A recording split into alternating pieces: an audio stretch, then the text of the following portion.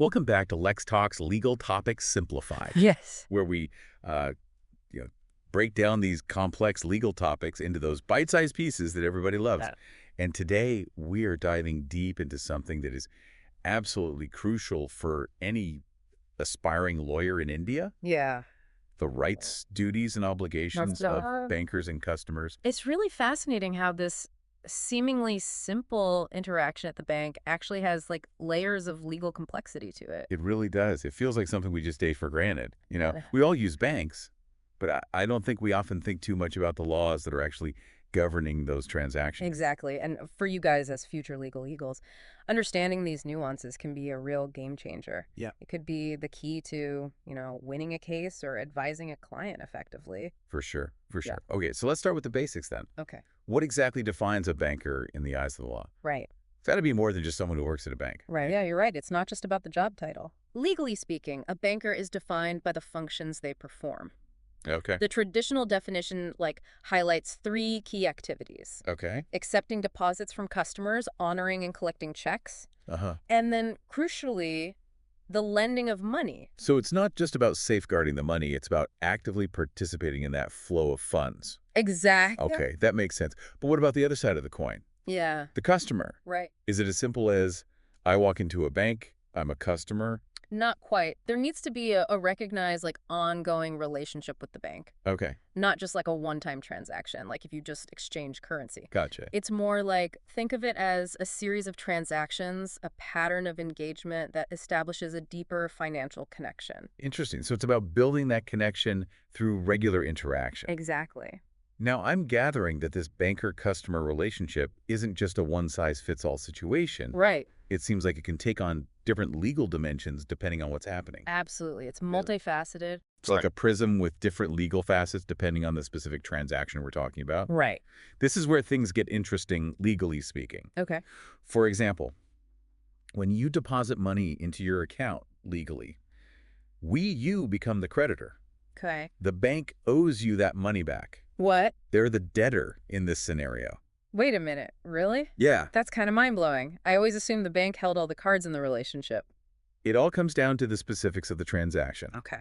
The roles can easily reverse. If you take out a loan, suddenly you're the debtor and the bank becomes the creditor. Gotcha. This seemingly simple shift has massive implications for both your rights and the bank's obligations. Okay, so it's this dynamic, almost back and forth relationship changing based on the transaction. Precisely, and it goes even deeper than that. Oh boy. Sometimes the bank acts as your agent, Okay. for instance, when collecting checks on your behalf. Okay. This implies responsibilities for both sides. Okay. The bank has to ensure they handle your money correctly, Right. and you're responsible for providing accurate instructions. So it's like a legal dance, switching roles and responsibilities with each step. Exactly. But there's another layer to this, right? Something about the bank acting as a trustee. Exactly. Think of a safe deposit box where you store valuables. Okay. In this scenario, the bank assumes a trustee role, Uh-huh. safeguarding your assets for a specific purpose. Okay. This adds a layer of trust and legal accountability to the relationship, Right. as the bank is obligated to protect your interests. Wow. This is already highlighting how much complexity is hidden behind a simple trip to the bank. Yeah. It's like we're peeling back the layers of an onion, Yeah. revealing all these fascinating legal nuances. And we've only just begun. Oh, no. Next, we'll delve into the specific obligations that banks have towards their customers. Okay. You might be surprised to learn that it's not all about profit. Okay. There's a strong ethical and legal dimension to their actions. All right. I'm ready to hear more. Let's uncover those obligations and see how they impact this, banker-customer dynamic. Let's do it. So let's dive into those bankers' obligations. Okay. One that might seem basic, but has a surprising amount of legal weight behind it, Okay. is the duty to honor checks. Yeah, that seems like a pretty fundamental part of banking. What's so complex about that? Well, imagine a situation where there are insufficient funds in the account, or the check is forged, or the customer has put a stop payment on it. Uh-huh. There are very specific rules governing when a bank can refuse to pay a check, and knowing those rules is essential for any lawyer dealing with banking disputes. So it's about safeguarding both the bank and the customer Exactly. from potential fraud or errors. Okay, what other obligations do banks have to their customers? Confidentiality is another crucial aspect. Okay. Remember all those forms you filled out when opening an account? Oh, yeah. That information isn't just for record keeping. Right. Banks have a strict legal duty to keep your financial dealings private. Wait, so that casual chat I had with the teller about my latest splurge, Uh-huh. they're not supposed to be gossiping about that at the water cooler. Let's just say they are legally bound to keep those conversations confidential. Okay. Of course, there are exceptions, like if law enforcement is involved or there's a court order, but generally speaking, your financial information is protected. Good to know. Makes me feel a little bit better about those oops, overspent again moments. Right.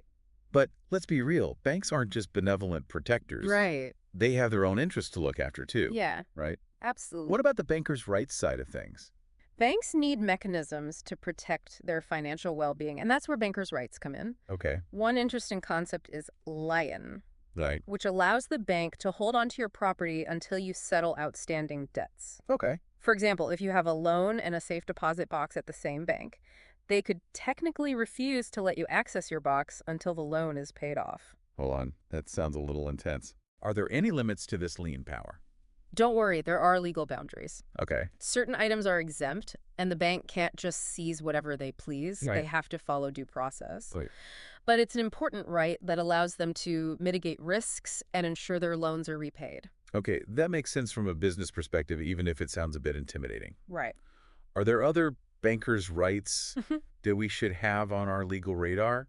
Two more worth noting are set-off and appropriation. Okay. Set-off comes into play when you have multiple accounts with the same bank. Uh-huh. Let's say you have a savings account with a healthy balance, but also an overdrawn checking account. Okay.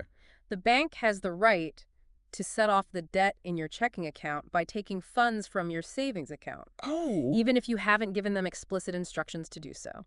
Ouch. So even my hard-earned savings aren't entirely safe from this legal maneuvering. It's more about ensuring debts are settled within the existing banking relationship. Gotcha. And then there's appropriation, which deals with situations where you deposit money without specifying where it should go. Uh-huh. The bank then gets to decide how to allocate those funds. Okay, that's a clear takeaway for me. Right. Always be specific with your instructions. Exactly. Otherwise, the bank gets to play financial Tetris with my deposits. Clarity is key in any financial transaction. For sure. Now let's shift gears a bit and focus on specific roles within the banking system. Okay. We have the paying banker and the collecting banker, Okay. each with their own set of duties and protections under the law. All right, let's break those down. What makes a paying banker different from any other bank employee? The paying banker is the one directly responsible for honoring checks. Okay. They are on the front lines, scrutinizing signatures, checking balances, and making sure everything is legitimate before releasing any funds. Think of them as the gatekeepers of your account. So it's a role that demands a lot of attention to detail. I'm picturing someone with a magnifying glass, carefully examining every signature and checking for any discrepancies. Accuracy is paramount, but they also have legal protections. Right. If they act in good faith and follow the proper procedures on the other side of the coin, we have the collecting banker. Okay, so if the paying banker is guarding the funds, the collecting banker is the one bringing the money in. Exactly. They handle the process of collecting funds on your behalf, usually through checks or other financial instruments, except where things get a bit tricky because they're acting as your agent, but also have responsibilities to the bank and the person or entity issuing the payment. Sounds like they're walking a tightrope balancing the interests of multiple parties. What happens if a collecting banker makes a mistake? Am I the customer left to deal with the consequences? That's where the legal framework comes into play. Okay. Providing protection for both you and the bank if they've acted in good faith, and without negligence, there are safeguards to limit liability. Okay. But it highlights the importance of understanding the nuances of this tripartite relationship. So far, we've covered a lot of ground. But I have a feeling this is just the tip of the iceberg when it comes to banking law. Yeah. There's a whole world of financial instruments out there with their own jargon and rules. You're absolutely right, and that brings us to our next topic, negotiable instruments. Okay.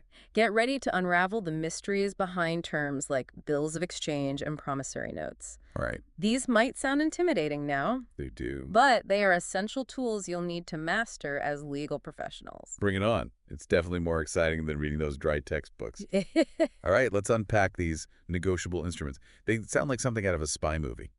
Well, they might not be as thrilling as a spy thriller, but they are essential tools in the world of finance and commerce. Okay. Think of negotiable instruments as specialized documents Okay. that represent a promise to pay a certain amount of money. Uh-huh. They're like legal IOUs that can be transferred from one person to another. So instead of carrying around bags of gold, we have these pieces of paper that hold value and can be exchanged easily. Exactly, and they come in different forms. Okay. You mentioned bills of exchange earlier. Uh, These are written orders, okay. issued by one person directing another person to pay a specific sum of money to a third party. Okay. Think of it as a way of formally saying, hey, you owe this person money, so pay them. So it's like having a legal middleman in a financial transaction. Precisely. And then we have promissory notes, which are a bit simpler. Okay. There are written promises made by one person to pay a fixed sum of money to another person, either on demand or at a specific date. Okay. It's like a personal IOU, but with legal enforceability. Okay.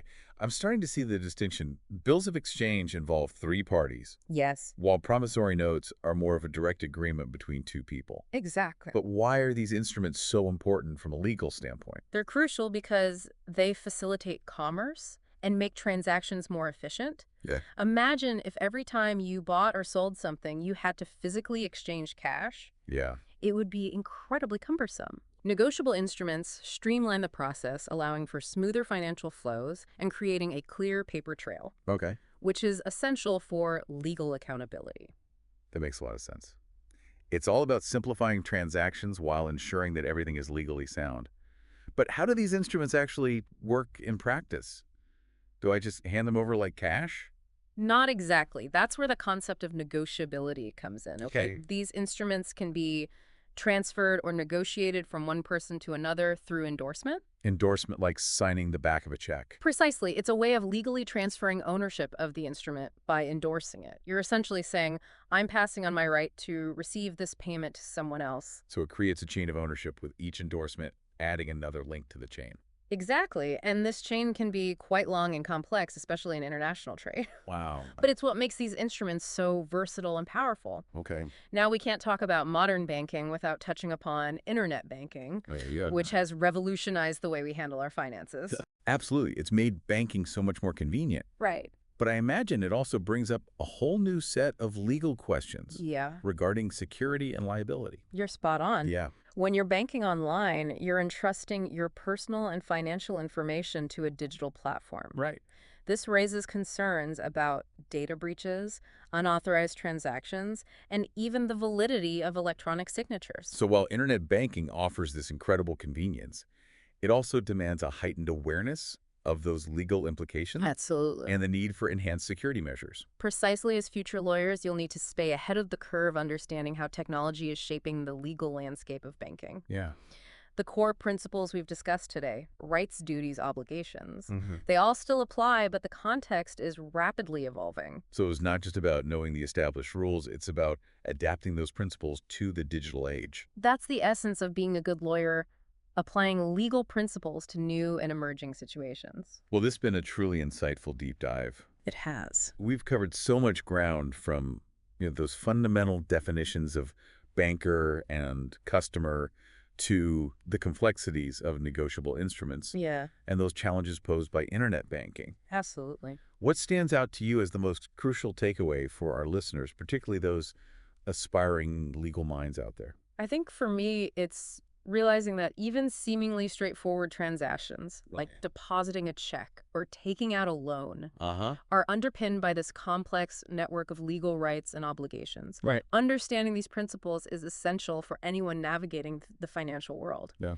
whether you're a lawyer, a banker, or simply an everyday customer. That's a powerful point. Law is so intricately woven into the fabric of our daily lives, even in those routine moments we might just take completely for granted. Absolutely. And as technology continues to reshape the banking landscape, these legal principles will only become more vital to grasp. For sure, the world of banking is constantly evolving, but the fundamental legal ideas we've discussed today will serve as a solid foundation for your future careers in law. So for all our future lawyers out there, remember this: a simple visit to the bank is anything but simple from a legal perspective. Right. There's a whole world of fascinating legal concepts waiting to be explored, and we hope this deep dive has ignited your curiosity to learn more. Exactly. And remember, just like the legal field itself, the world of banking is in constant flux as you continue your journey in law. Keep asking questions, challenge assumptions, and always be prepared to adapt to new challenges. Thanks for joining LexTalks. Stay tuned and subscribe.